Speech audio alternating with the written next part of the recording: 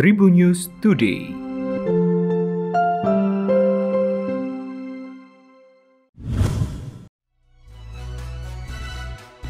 Halo Tribuners, saya Delta Gonzales akan menginformasikan kabar terkini. Kita awali dari kabar nasional.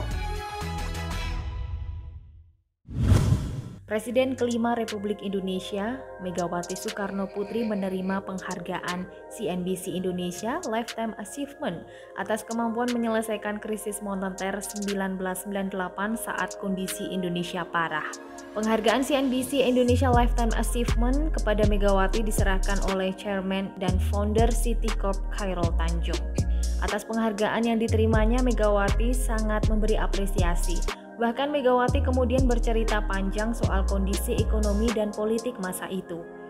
Sebelum menyerahkan award, Chairul menjelaskan dari hasil pengamatan dan riset CNBC Indonesia bahwa Megawati layak mendapatkan penghargaan karena jasanya dalam bidang ekonomi, terutama dalam penyelesaian krisis moneter 1998 saat kondisi Indonesia parah hingga kemudian bisa menciptakan stabilitas ekonomi.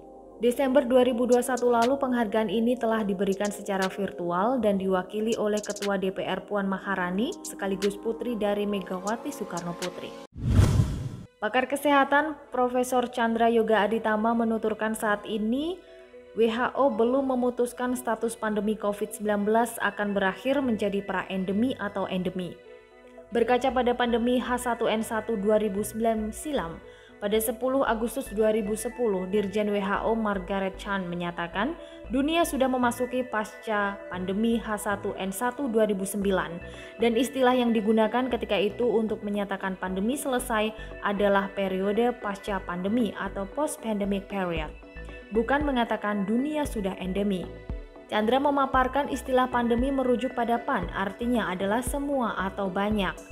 Pandemi COVID-19 dinyatakan oleh Dirjen WHO Dr. Tedros pada 11 Maret 2020.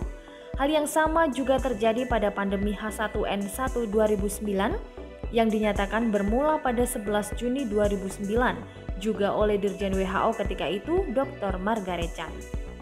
Sebelum berstatus pandemi, maka Dirjen WHO akan menyatakan suatu penyakit ada dalam status Public Health Emergency of International Concern, diterjemahkan sebagai kedaruratan kesehatan masyarakat yang meresahkan dunia.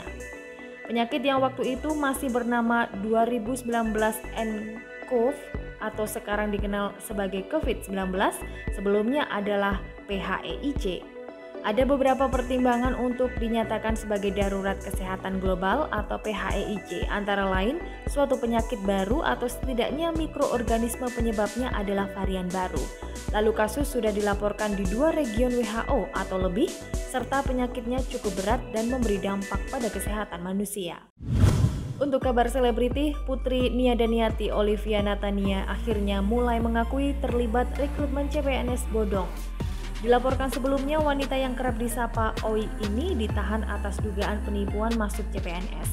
Sementara korban dari kasus itu disebut telah mencapai 225 orang dengan kerugian ditaksir mencapai 9,7 miliar rupiah. Meski sempat berkelit, kini akhirnya Oi mengaku perbuatannya. Oi langsung menangis saat mengakui perbuatannya itu. Lebih lanjut, hasil pembayaran dari para korban menurut Oi diduga dimakan oleh Agustin. Sementara dia mengaku hanya menerima uang sebanyak 25 juta rupiah per orang dari total yang diperkirakan 11 orang. Menurut penjelasan kuasa hukum Oi, Susanti Agustina, Putri Nia Daniati ini berkelit lantaran masih menutupi aksi gurunya sendiri. Susanti meminta agar Agustin juga diperiksa. Timnas Italia mengamankan sponsor baru untuk seragam kaos mereka mulai tahun 2023. Azzurri akan disponsori oleh Adidas mulai dari tahun 2023, mengakhiri hubungan selama 15 tahun dengan sponsor mereka sebelumnya, Puma. Setelah 15 tahun, Federasi Sepak Bola Italia telah mengumumkan beberapa perubahan besar di depan mata untuk timnas. 2023, Azzurri akan disponsori oleh Adidas. Adidas tidak hanya akan mensponsori tim senior putra, tetapi juga akan menyediakan kit untuk tim remaja, sepak bola pantai, futsal, bahkan e-sport. Menurut Reuters, kesepakatan itu bernilai sekitar 38,5 juta dolar per tahunnya dan diperkirakan akan berlangsung selama 4 tahun. Laporan yang sama mencatat bahwa kesepakatan Puma saat ini bernilai sekitar 22 juta dolar per tahun dan akan berlanjut untuk Piala Dunia FIFA 2022 mendatang.